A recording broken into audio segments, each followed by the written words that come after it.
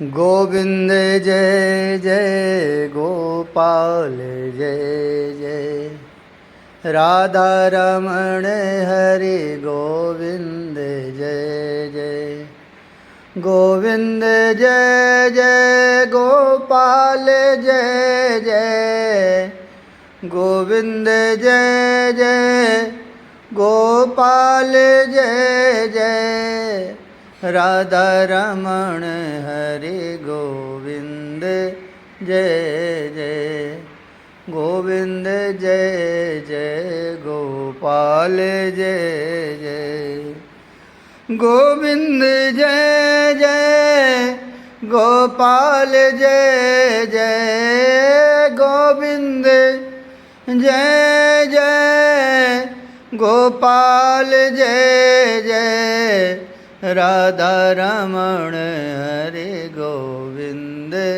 जय जय राधा रमण हरि गोविंद जय जय श्री वृंदावन बिहारी लाल की जय। दीन बंधु कन्हैया। मैया ओ मैया मैं कल क्या दूं कन्हैया को, मनसुख को आज नींद नहीं आ रही। कल वर्षगांठ है कन्हैया की। ब्रज में तो कन्हैया की वर्षगांठ अष्टमी को नहीं नवमी को ही मनाई जाती है। आज मनसुख को नींद नहीं आ रही। ये अपनी कुटिया में कहाँ सोता है, ये तो नंद महल में ही पड़ा रहता है। मैया यशोदा इस काशीवासी ब्राह्मण बालक मनसुख का बड़ा आदर करती है। बताना मैया कल क्या दूँ मैं कन्हैया को उपहार। अरे तू तो अपने सखा को एक मोर पंख भी दे देगा ना, तो उससे भी वो अति प्रसन्न हो जाएगा। मैया ब्रजरानी ने कहा तू मुझे कल उपहार देगा। लो, ये कन्हैया तो सोया नहीं है, अपने सखा की सारी बातें सुन रहा था। उठकर अपने दोनों हाथों को मनसुख के गले में डालकर पूछ रहा है तू कल मुझे उपहार देगा। मनसुख कुछ नहीं बोला। इतना ही नहीं, चुपके से मैया को भी चुप रहने को कह दिया और स्वयं सो गया। अच्छा सो रहा है, बताएगा नहीं मनसुख, पर मुझे पता है तू मुझे कल उपहार देने वाला है। मैं तो नहीं दे रहा। इतना कहकर तान दुपट्टा सो गया था मनसुख। ये सोचता है, पर इतना भी नहीं कि नींद ही खराब कर ले। कन्हैया भी सो गए थे। देवनाथ नाम था उन पंडित जी का। माथुर ब्राह्मण थे ये। महाराज उग्रसेन कितना मानते थे इन्हें। कोई भी अनुष्ठान हो, कोई भी पुण्य अवसर हो, इन्हें ही राजमहल में बुलाया जाता था। पर इन दिनों तो महाराज उग्रसेन कारागार में बंदी हैं। हे महाराज कंस, वो देवनाथ आपके अहित और अमंगल के लिए कोई अनुष्ठान कर रहा है। कंस के लोगों ने शिकायत कर दी थी। पंडित देवनाथ की पत्नी बालक अर्जुन को जन्म देकर स्वयं सिधार गई थी, स्वर्ग सिधार गई थी। उस पुत्र बालक अर्जुन को पाल पोस कर देवनाथ ने ही बड़ा किया था। बड़ा प्यारा था और पुत्र से उसको प्यार भी था। देवनाथ को आज उसके पुत्र के सामने ही कंस के राक्षसों ने मार दिया था। तलवार से मस्तक अलग कर दिया था। अर्जुन की आयु इस समय 4 वर्ष की ही थी। वो तो मस्तक को धड़ से जोड़कर कह रहा था पिताजी उठिए, पिताजी उठिए। पर अब कहाँ उठते उसके पिता। वो रोता रोता मथुरा में घूमता। सब जानते थे कि कंस ने इसके पिता को मार दिया है, पर कोई सहायता के लिए आगे नहीं आता था। कंस का भय था, कौन आगे आता। अर्जुन आज 5 वर्ष का हो गया। फल फूल खा लेता, यमुना के किनारे जाकर जल पी लेता यमुना का, सो जाता किसी वृक्ष के नीचे। आज ये यमुना किनारे चलता चलता वृंदावन पहुंच गया था। पता नहीं क्यों इस स्थान पर पहुंचते ही इसे पहली बार जीवन में आनंद की अनुभूति हुई थी। क्या नाम है तुम्हारा? मनसुख सुबह से ही निकला है अपने सखा के लिए उपहार खोजने। अर्जुन ने मनसुख को देखा तो उसे लगा जैसे अपना कोई सगा मिल गया हो। वो हृदय से लग गया मनसुख के। मनसुख ने उसकी सारी बातें सुनी, अपने आंसू पोंछे, फिर यकायक उठकर बोला, चल मेरे साथ। वो चल दिया, मनसुख का हाथ पकड़े। बेटा, लाला जिद नहीं करते, चलो अब उसका सबका उपहार खोलो और देखो किसने क्या दिया है। मैया यशोदा ने समझाना चाहा, पर नहीं, मनसुख कहाँ है? कन्हैया को तो बस यही धुन सवार है। मनसुख ने कहा था मेरे लिए उपहार लेकर आएगा, फिर कहाँ गया? ब्रजराज ने भी समझाया, पर नहीं। उपनंद ने, यहाँ तक कि महर्षि शांडिल्य ने भी, पर इसको तो अपना सखा मनसुख चाहिए। हाँ, मनसुख ही। दाऊ का भी कहना आज नहीं मान रहा कन्हई, ना अन्य सखाओं की बात, बस मनसुख। तभी सामने से आता हुआ मनसुख दिखाई दिया। उसके नेत्रों में अश्रु थे। वो आया और सबके सामने कन्हई से बोला, दीन बंधु नाम है तेरा? हे नंदलाल, आज इस नाम को सार्थक कर दे।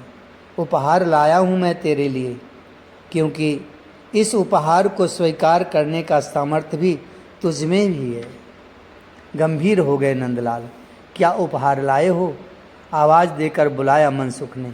अर्जुन, आओ। वो बालक फटे चीथड़े पहने हुए था, दुर्बल देह उसका, पर कन्हैया को देखते ही वो तो हिलकियों से रो पड़ा, दौड़ पड़ा, और वो तो चरणों में गिर रहा था।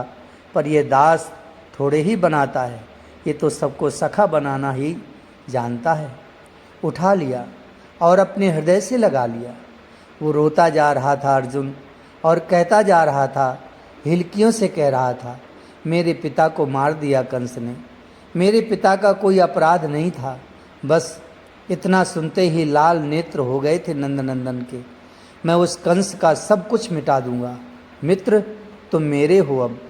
मेरे दीनबंधु कन्हैया रोष में आ गए थे, पर आगे आया अब मनसुख। कहो मेरा उपहार कैसा लगा?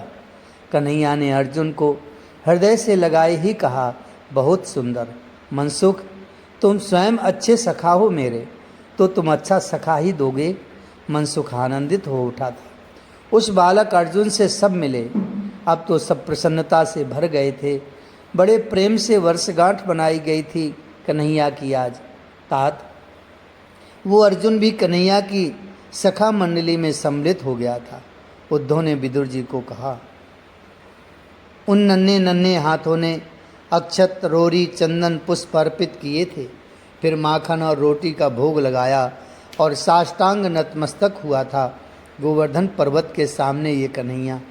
आज गुरु पूर्णिमा है, सबने आज अपने अपने गुरु की पूजा करी है, पर कन्हैया ने तो गिरिराज को ही अपना गुरु मान लिया। फिर तो दूध की धार सब सखा गिरिराज की शिला पर चढ़ाने लगे थे। देखते ही देखते पुष्पों का भी ढेर लग गया। कन्हैया की गुरु पूर्णिमा। कन्हैया हाथ जोड़कर गुरु साक्षात ब्रह्म नमः गुरुदेव बालकृष्ण बुदबुदाते हैं। शुद्ध अशुद्ध मंत्र का यहाँ कोई अर्थ नहीं है, क्योंकि कन्हैया अशुद्ध भी पढ़ेगा तो भी वह परम शुद्ध में ही गिना जाएगा। बालक आनंदित है।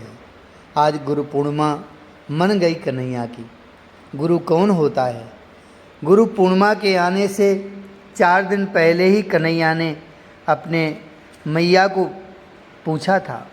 जो सबसे बड़ा होता है, मैया व्यस्त है रसोई में, इसलिए मैया ने ये उत्तर दिया, तो बड़ा तो बाबा का धर्म है, तो वो गुरु हैं।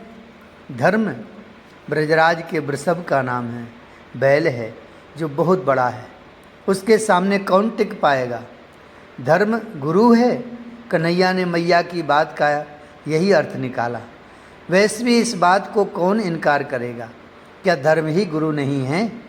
बाबा ब्रजराज के पास कन्हैया और उसके सखा गए थे। बाबा भी अपने कार्य में व्यस्त हैं, पर कन्हैया के जाते ही वे सब कार्य छोड़ देते हैं और अपनी गोद में बैठाकर बड़े प्रेम से पूछते हैं, कोई कार्य है लाला? बाबा, आपके गुरु कौन हैं? बाबा की सफ़ेद दाढ़ी में अपनी उंगलियों को फंसाते हुए कन्हैया ने पूछा। महर्षि शांडिल्य बाबा के यही तो गुरु हैं। तुरंत उत्तर उतर गए गोद से बाबा के। बाबा व्यस्त थे, इसलिए उन्होंने भी ज़्यादा ध्यान नहीं दिया। महर्षि, आपके गुरु कौन हैं? ये कन्हैया अपने सखाओं के साथ महर्षि सांडिल्य की कुटिया में चला गया था और उनसे हाथ जोड़कर पूछ रहा था। मेरे गुरुदेव, मुस्कुराए कन्हैया के प्रश्न पर महर्षि। भूत भावन भगवान शंकर मेरे गुरुदेव हैं, महर्षि ने उत्तर दिया। सब गुरु पूर्णिमा के दिन गुरु की पूजा सुबह करते हैं, पर मेरे बाबा तो आपकी पूजा दोपहर बाद करते हैं। क्यों? आज प्रश्न करने आया है ये कन्हैया। क्योंकि तपोबल से मैं कैलाश चला जाता हूँ ब्रह्म मुहूर्त में ही, और वहाँ जाकर अपने गुरुदेव भूत भावन की पूजा करता हूँ, फिर लौट कर यहाँ आता हूँ, तब ब्रजराज मेरी पूजा कर पाते हैं। ओह, तो महर्षि के गुरु शंकर भगवान हैं। कन्हैया मन ही मन सोच रहे हैं, तुम पूछना क्या चाहते हो? हंसते हुए कन्हैया से बोल रहे हैं महर्षि, आपके गुरुदेव भगवान शंकर किसकी पूजा करते हैं? ये क्या प्रश्न हुआ? पर कन्हैया के प्रश्न को ऐसे कैसे नज़रअंदाज कर दें महर्षि भी। आंखें बंद हो गई महर्षि सांडिल्य की, और पूर्व की गुरु पूर्णिमा में भगवान आशुतोष से पूछा हुआ स्वयं का प्रश्न स्मरण हो आया। आपके भी कोई गुरु हैं क्या भगवान? बड़े संकोच से प्रश्न किया था महर्षि ने। इस प्रश्न पर समाधि ही लग जाती महादेव की, पर महर्षि ने संभाल लिया। कुछ देर बाद भगवान सांब सदाशिव मुस्कुराकर बोले, श्री कृष्ण बंदे जगत गुरुम। मेरे भी और समस्त चराचर के गुरु तो श्री कृष्ण ही हैं। भगवान भूत भावन का ये उत्तर था। महर्षि बताइए ना, भगवान शंकर के गुरु कौन हैं? कन्हैया पूछ रहा है, इसे उत्तर चाहिए। नेत्र खोलकर हंसे सांडिल्य, बड़े अच्छे लीलाधारी हो हे श्री कृष्ण, आप ही सबके गुरु जगत गुरु सब हो। फिर भी ये लीला, मन ही मन बोल रहे थे महर्षि। भगवान शंकर के भी गुरु हैं गिरिराज गोवर्धन। महर्षि ने ये समाधान दिया कन्हैया को, और इसलिए दिया कि गोवर्धन श्री कृष्ण ही तो हैं। गोवर्धन श्री कृष्ण का ही पर्वत रूप तो है। लीलाधारी को ये कहना कि तुम ही हो सबके गुरु, ये उसकी लीला में विघ्न डालना होता। इसलिए महर्षि ने कहा, गिरिराज गोवर्धन से बड़ा कोई नहीं है। बस उठ गए कन्हैया वहाँ से, और प्रणाम करके महर्षि को निकल गए अपने सखाओं के साथ। समझे? तोक, मधुमंगल, अर्जुन, श्रीदामा, सुबल सबसे पूछ रहे थे। हाँ, सबने उत्तर दिया। क्या समझे? कन्हैया पूछ रहा है। मनसुख ने कहा, सबसे बड़ा है गिरिराज पर्वत, यही सब गुरुओं का भी गुरु है, इससे बड़ा कोई नहीं। हाँ, पर हमें ये पर्वत शिक्षा उपदेश कैसे देगा? देगा नहीं देंगे, ये सबके गुरु हैं, आदर से बोलो। कन्हैया ने श्रीदामा को डांटा तो श्रीदामा ने तुरंत कान पकड़ लिए अपने। ये हमें शिक्षा देते ही रहते हैं, उपदेश करते ही रहते हैं।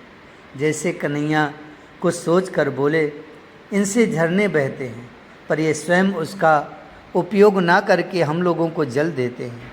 इसका मतलब परोपकार, अपने लिए नहीं दूसरों के लिए जियो। मनसुख ने उछलकर ताली बजाई, वाह वाह।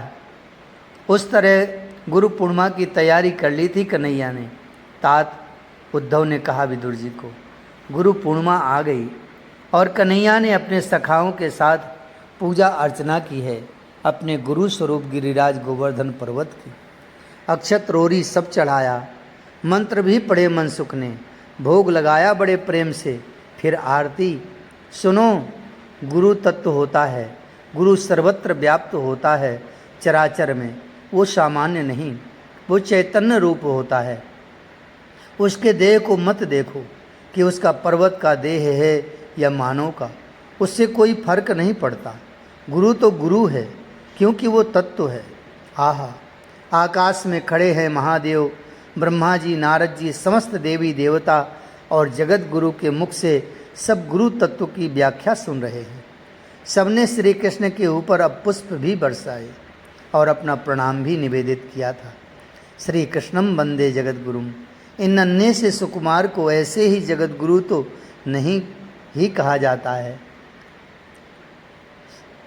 तात चिन्मय वृंदावन है ये। प्रत्येक ऋतु यहाँ का आनंद प्रदान करने वाला है।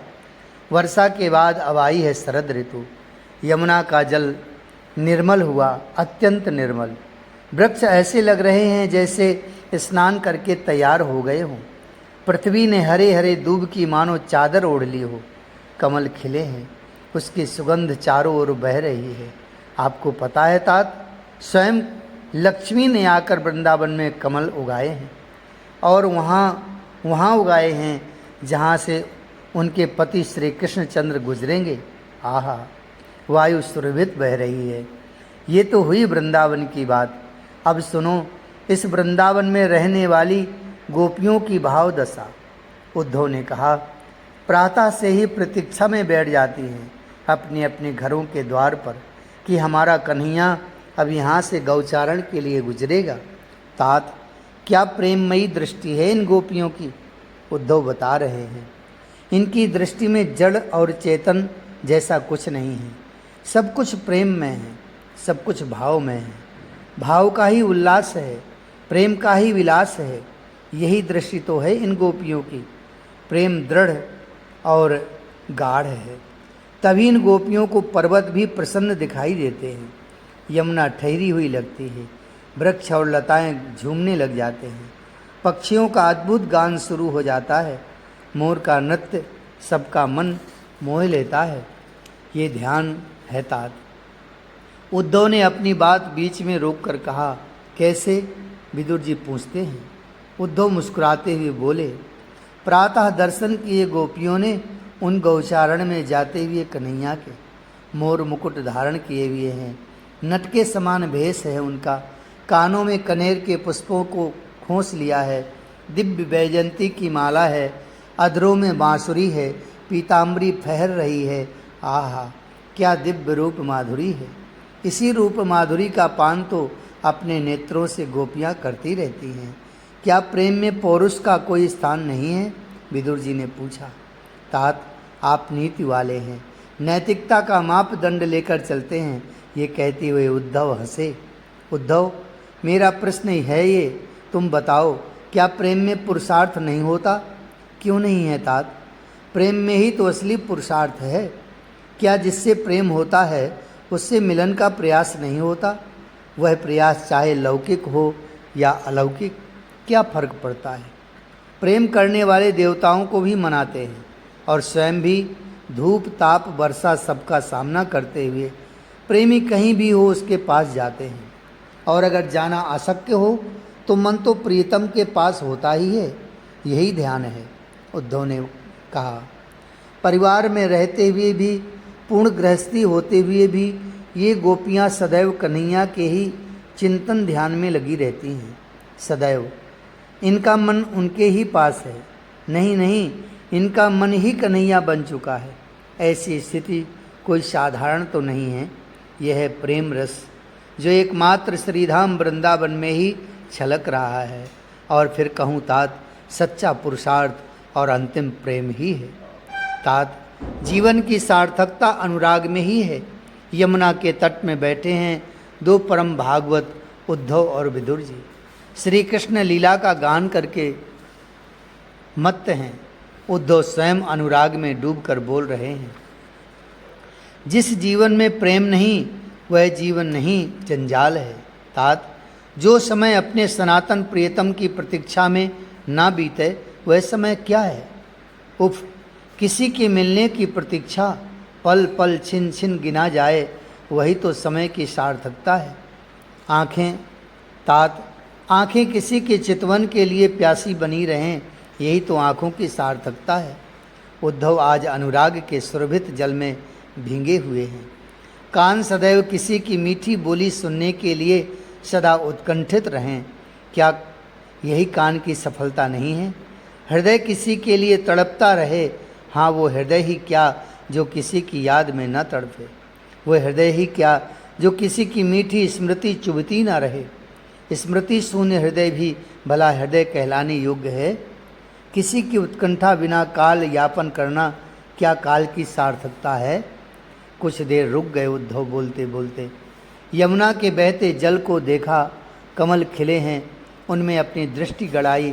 फिर कुछ देर बाद बोले, ब्रज की ब्रजांगनाएं विश्ववंदनीय और परम भाग्यशाली हैं, क्योंकि उनकी हर चेष्टा में मात्र उनका वो सांवरा ही रहता है। उनके रोम रोम में सांवरा है, प्रत्येक काल में उनका कन्हैया है, हर वस्तु में वही वही है। पल पल वे लीला माधुरी का ही पान करती रहती हैं। ग्रीष्म ऋतु में घर में रहकर कन्हैया की लीलाओं का गान करती हैं। जब बादल छा जाते हैं, वर्षा ऋतु आ जाती है, तब बादलों को देखकर अपने श्याम घन की मधुर यादों में खो जाती हैं। बारिश में भीगती हैं, कीच को अपने देह में मलती हैं कि मेरा कन्हैया इनमें चलता है। आकाश के इंद्रधनुष को देखती हैं, तब नीले आकाश में कन्हैया ही इंद्रधनुष के रूप में दिखते हैं। वही नीलमणि। शरद प्रारंभ हुआ, कीच धरती की सूख गई, अब तैयार हो गया वृंदावन। नाना प्रकार के पुष्प खिल उठे हैं, उसके सुगंध से महक रहा है पूरा वृंदावन। उस समय सुंदर अति सुंदर कन्हैया सज धज के निकलते हैं। बस पुष्पों से पूरा मार्ग पटा दिया है इन गोपियों ने। उफ, ये अनुराग भी। उद्धव आज इतना ही बोले। जय जय श्री राधे, जय जय श्री कृष्ण। राधा राधा राधा राधा राधा।